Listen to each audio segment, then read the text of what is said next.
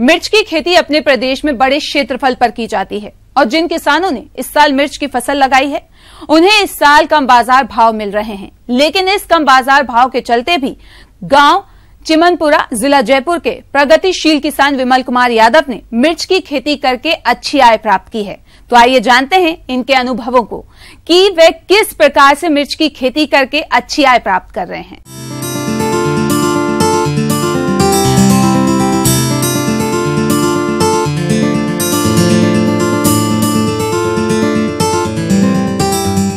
मुझे मिर्च की खेती करते हुए लगभग 20 साल हो गए और 20 सालों में जो भी टेक्नोलॉजी नई आई है उसमें मैंने हर बार प्रयोग किया है। अच्छे किस्म के बीज और अच्छे जो खेती की आधुनिक तकनीक है उसको काम में लेते हुए मैंने मिर्च को आधुनिक रूप में विकसित किया है। आप जो देख रहे हैं सामने एक खेत जो मिर्च का लगा हुआ है उसकी एक अच्छी ग्रोथ है।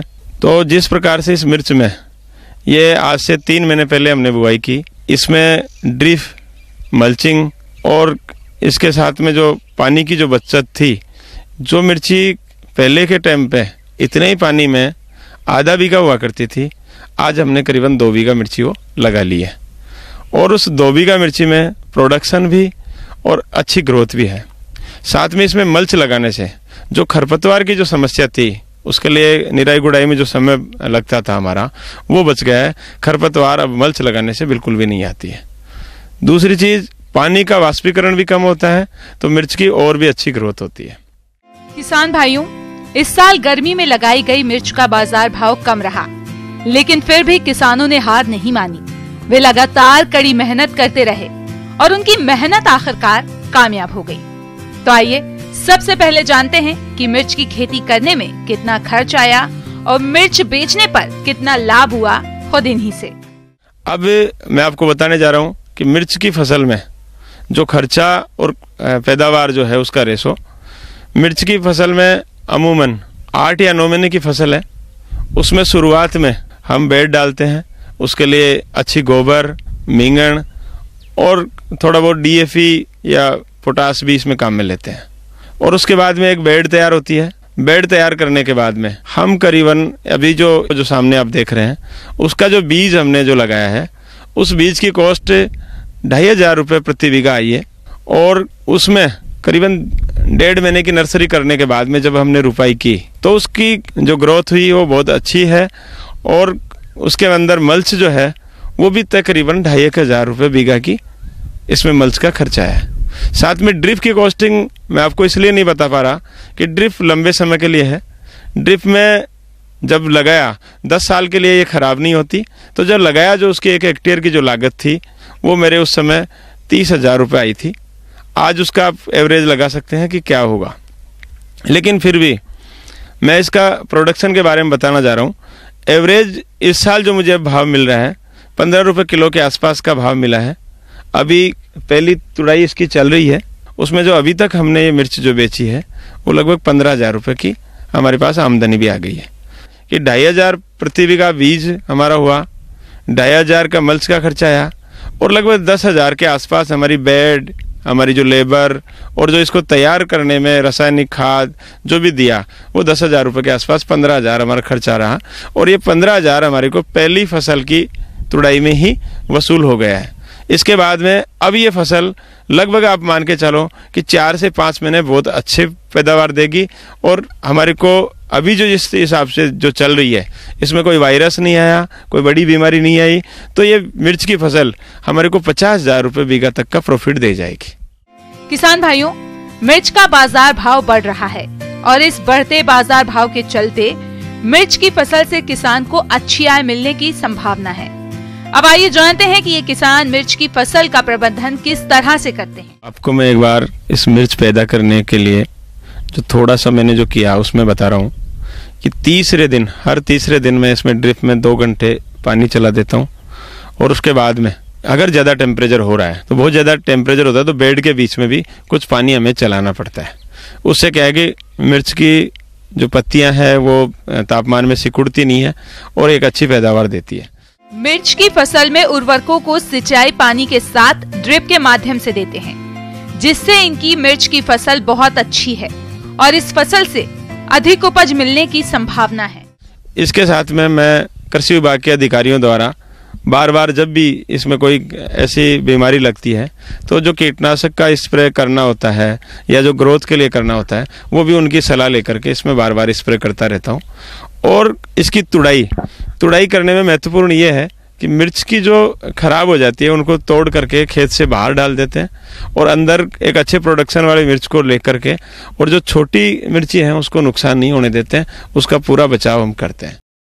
किसान भाइयों, दुग्ध उत्पादन बढ़ाने में पौष्टिक हरे चारे का महत्वपूर्ण योगदान है।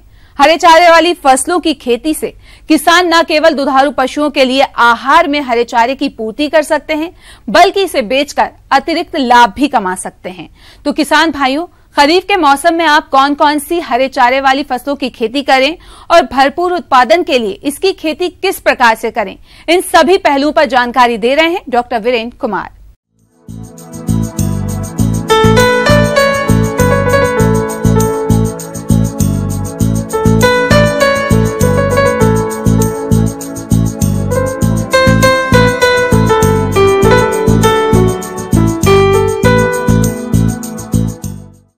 बरसात के मौसम में लगाई जाने वाली दो प्रमुख हरे चाराओं के बारे में बताने जा रहा हूँ। ऐसे तो चारा की फसलें बहुत सारी हैं, लेकिन दो शंकर नेपियर और शुभबुल, जिनकी खेती कर झारखंड में किसान सालों भर हरा चारा की प्राप्ति कर सकते हैं। ऐसे तो हमारे पास खेतों की काफ़ी कमी है, मगर वैसी ज़मीनें जो हमारे झारखंड में 40%, जिसकी मात्राएं 40% है, मीन्स 32 लाख हेक्टेयर के आसपास वैसी खेतें हैं जो उस 32 लाख हेक्टेयर में उसकी आधी ज़मीनें पड़ती रह जाती है। वैसी ज़मीनें जिसमें कि मोरंग की मिट्टी होती है या तो फिर ऊपर टांड की ज़मीनें हैं, जिसमें किसानों को हल चलाने से लेकर खेत की तैयारी से लेकर के सही फसल के चुनाव में काफ़ी परेशानियाँ होती है। हरे चारे के उत्पादन में पोषक तत्वों का अहम योगदान होता है। 1 हेक्टेयर क्षेत्र में 200 टन गोबर की सड़ी खाद और नाइट्रोजन के लिए 60 kilo urea, 75 kilo single super phosphate, 30 kilo तक पोटाश की जरूरत होती है, जिसमें गोबर की खाद एवं फास्फोरस और पोटाश को बुआई के समय खेत में मिला देते हैं। यूरिया को कई बार फसल की कटाई के बाद सिंचाई उपरांत खड़ी फसल में प्रयोग करते हैं। जिसकी बात हमने करी थी, हाइब्रिड नेपियर की बात की थी, तो शंकर नेपियर भी आप चाहे तो बरसात के मौसम में वैसी खेतों में लगा सकते हैं। किसान अगर चाहे तो प्रति खेत वैसी खेतें जिसमें कि कोई काम नहीं हो सकती है, दाल की फसल भी नहीं लगाई जा सकती है, वैसी ज़मीनों से कम 2 फसल आपको शंकर नेपियर किसान आर्थिक लाभ लेते हुए कम से कम मवेशियों के लिए अपना हरा चारा प्राप्त कर सकता है। 20 डिसमिल से 25 डिसमिल ज़मीन की जरूरत पड़ती है एक गाय और एक बच्चों के लिए, तो 1 हेक्टेयर ज़मीन से कम 10 गाय का प्रबंधन किया जा सकता है। तो आप किसान भाइयों, आपने जो सुना, आप इस 1 हेक्टेयर खेत में नेपियर, अगर सिंचाई की सुविधाएं हैं तो नेपियर की खेती करके आप चाहें तो सालों भर हरे चारा की प्राप्ति कर सकते हैं। नेपियर घास लगाने से पूर्व किसानों को इसकी उन्नत किस्मों की जानकारी होना बेहद जरूरी है, जो कि इस प्रकार है: पूसा ज्वाइंट, पूसा नेपियर घास 2, शंकर नेपियर घास BNH 10, को 5, फूले जीवंत BNH 233 इत्यादि।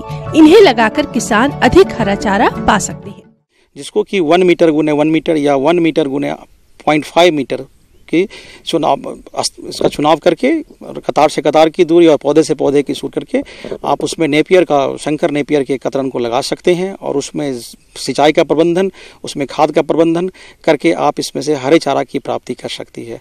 नेपियर, शंकर नेपियर से एक साल में 2000 से 2200 क्विंटल कम से कम हरा चारा की प्राप्ति की जा सकती है। और अगर सिंचाई और खाद की समुचित व्यवस्था रहे तो शंकर नेपियर से कम किसान एक साल में 5 से 6 बार कम से कम कतरन ले सकता है। और इसके बीज का भी चाहे तो आप बीज को प्रसंस्करण करके या तो बीज तैयार करके कतरन का भी आप इसको बेच सकते हैं मार्केट में। बहुत सी जगहों में अभी भी कतरन का प्रचलन नहीं है, कतरन नहीं मिलती है। शंकर नेपियर की कतरन की काफ़ी डिमांड है, जिसको आप चाहें तो 2 रुपये पौधे के दर से आप किसानों को बेच सकते हैं। हमारे यहाँ भी बहुत से किसान अलग अलग जिलाओं से आकर के ले जाते हैं। इसलिए किसान भाई, आप चाहें तो शंकर नेपियर की खेती करके अपने हरा चारा प्राप्ति के साथ साथ आप एक कमर्शियल रूप से भी इसको दे सकते हैं, ताकि दूसरे किसानों तक भी इसका लाभ पहुँच सके और इसकी हरे चारा की जो उत्पादन की जो क्षेत्र है उसको बढ़ाया जा सके। लेकिन अगर आप सब मिल करके अगर हरा चारा पर ध्यान दें तो मवेशियों के लिए जो हरा चारा की कमी हो रही है उसकी कमी को ख़त्म किया जा सकता है। अतः किसान भाइयों, आपको अन्य फसलों के साथ साथ हरा चारा के उत्पादन पर बहुत ध्यान देने की आवश्यकता है, ताकि आपका जो पशु है, पशुधन जिससे कि आपकी आर्थिक आमदनी मिलती है, वह कम से कम भूखा न रहे। अतः आपको मैं एक जो सलाह मैंने दी आपको कि वैसी खेतों में नेपियर के साथ साथ आप चाहें तो राजमूंग और गाय मटर, जिसको मैंने कहा काउपी बोला, उसकी खेती करके हरा चारा की दोनों फसल एक ही खेत में एक ही समय में उसी लागत पैसा से ली जा सकती है। इसके लिए अलग से खाद और पानी देने की आवश्यकता नहीं पड़ेगी। इसको तरीका जो हम लोग बोलते हैं अंतर फसलीकरण कहते हैं, इसको इंटरक्रॉपिंग कहते हैं। समेकित कृषि प्रणाली से ही किसानों का विकास संभव है। एक तरह की खेती पर आश्रित रहने का समय अब चला गया है। किसानों को एक साथ कई तरह की खेती करनी होगी, जिसमें फसल उत्पादन के साथ साथ अन्य सह व्यवसाय जैसे पशुपालन, मुर्गी पालन, मधुमक्खी पालन, रेशम पालन, खरगोश पालन आदि को भी किया जाना चाहिए, क्योंकि आज जनसंख्या वृद्धि के चलते प्रति व्यक्ति जोत कम होती जा रही है और छोटी जोत पर एकल फसल लेना काफी जोखिम भरा होता है। इसलिए आप समेकित कृषि पद्धति को अपनाएं, जिस पर विस्तार से चर्चा कर रहे हैं विषय विशेषज्ञ केडी महंत।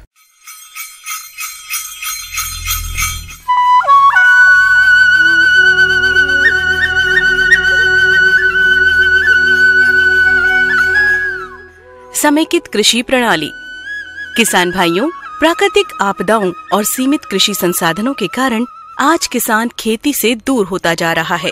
लेकिन यदि किसान खेती को समेकित कृषि प्रणाली को अपनाते हुए करे तो वो इससे अच्छी आय प्राप्त कर सकते हैं। समेकित कृषि प्रणाली प्राकृतिक संसाधनों को बिना नुकसान पहुंचाए कृषि की अन्य प्रणालियों से अधिक आय प्राप्त करने का जरिया है।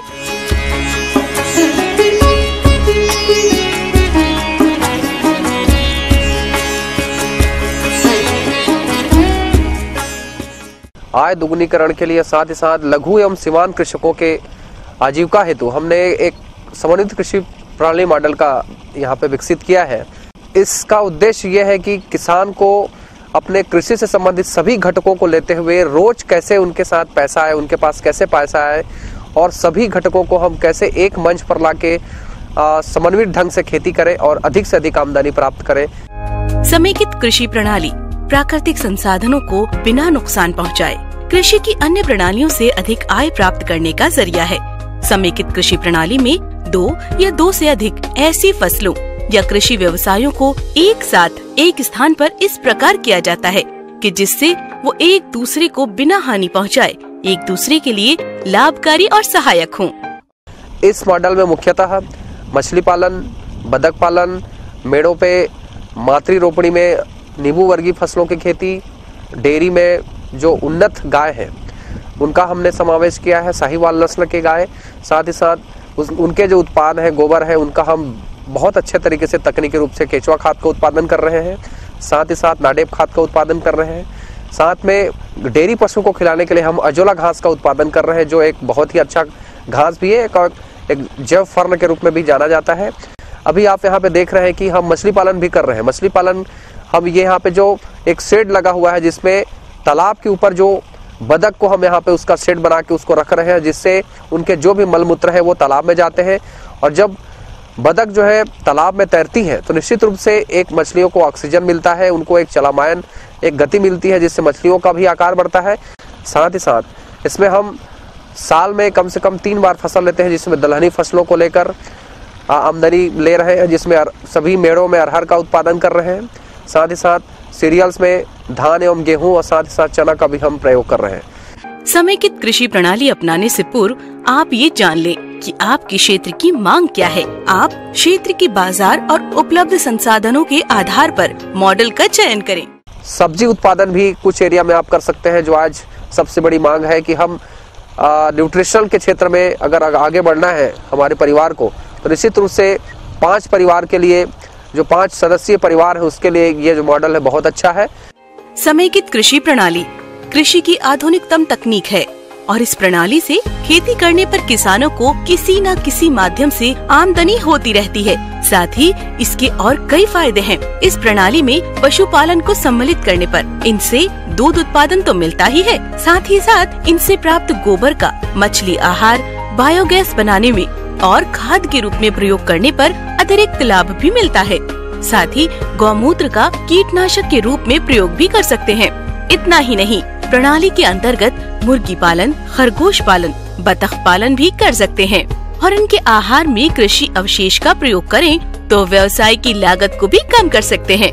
इनसे मांस तो प्राप्त होता ही है, साथ ही साथ इनकी वीट का प्रयोग भी आप मछली आहार में कर मत्स्य पालन की लागत को भी कम कर सकते हैं। यहाँ पे बहुत सारे किसान ऐसे हैं जो हमारी मॉडल को देख के इसको अपने अपने घर में, अपने खेत में भी इसको अपना रहे हैं और खुद अपना समन्वित कृषि प्रणाली मॉडल अपने खेत में लगा रहे हैं, शुरू कर रहे हैं, ताकि उनको भी और इससे में उनको बहुत अच्छी सफलता भी मिल रही है।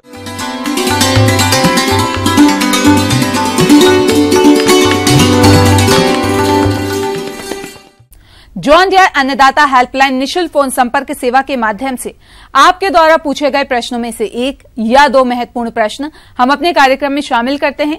इसी के तहत आज का चयनित प्रश्न और उसका जवाब इस प्रकार है। अन्नदाता कार्यक्रम में आज जो प्रश्न हमने शामिल किया है उसे पूछा है धनकारामपुरा करौली से संतोष कुमार जी ने। आप अनार के नए उद्यान लगाना चाहते हैं और इस विषय पर जानकारी चाहिए है। तो संतोष जी, आपकी जानकारी के लिए देखिए कार्यक्रम का यह अंश।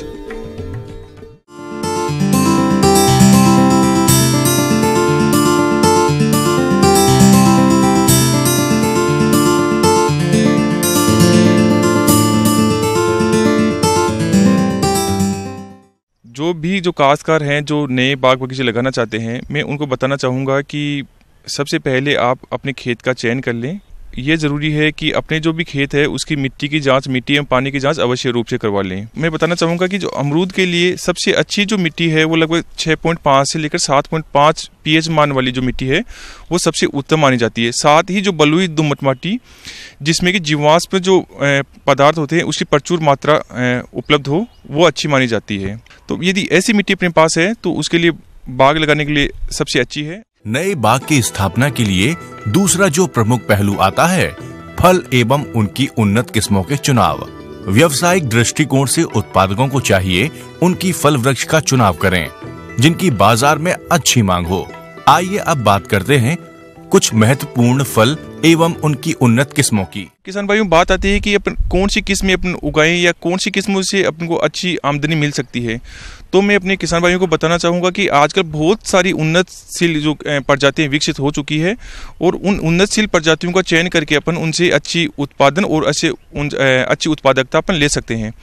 तो उसमें मुख्य रूप से इलाहाबाद सफेदा, लखनऊ 49 जिसको अपन सरदार गुआवा बोलते हैं। इसके अलावा जैसे लाल रंग के आप यदि अमरूद पसंद करते हैं तो उसकी एक ललित किस्म है श्वेता, हिसार सफेदा, हिसार सुरखा, अर्का अमूल्य।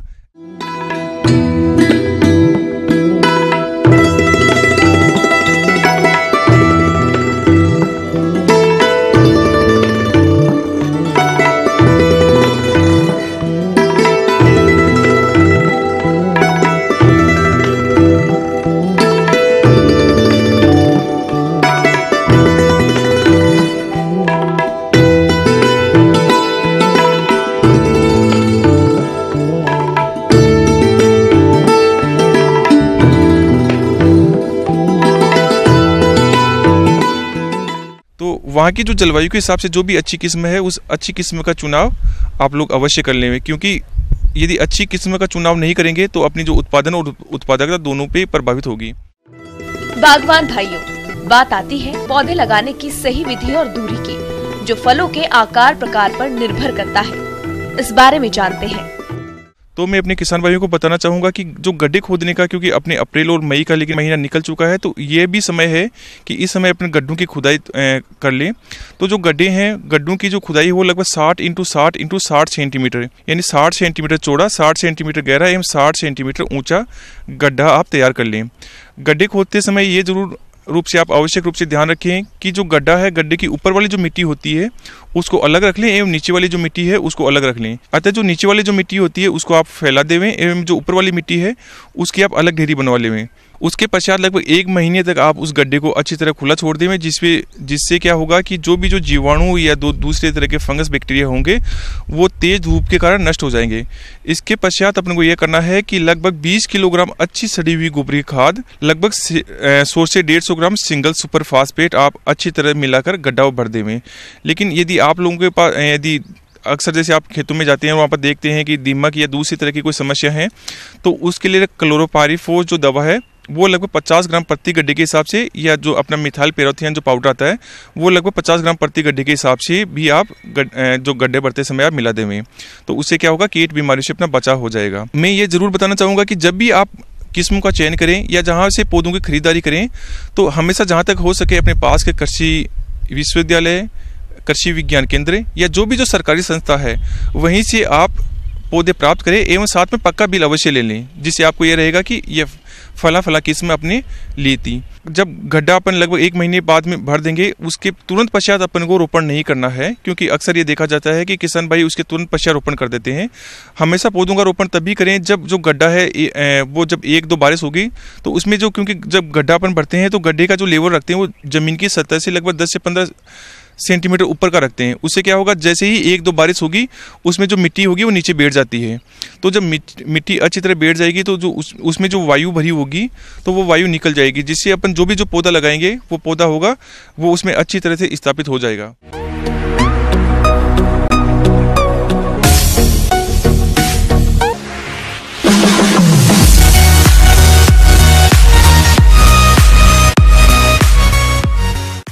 आइए अब एक नजर डालते हैं राज्य के कुछ चुनी हुई मंडियों के प्रमुख फसलों के बाजार भाव पर।